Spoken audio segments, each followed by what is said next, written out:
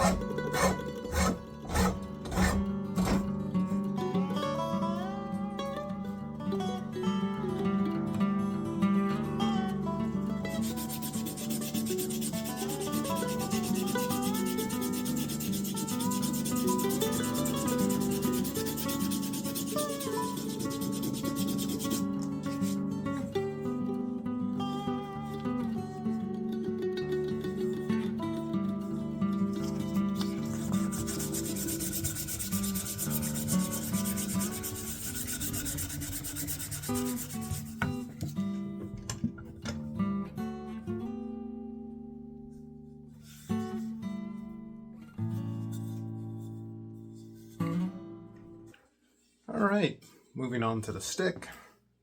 Got a beautiful piece of butternut here. Relatively short because the handle's a good 6-7 inches long. About an inch in diameter. Not too bad right now. We got to take off all the bark, smooth it out. Let's check out the wood underneath.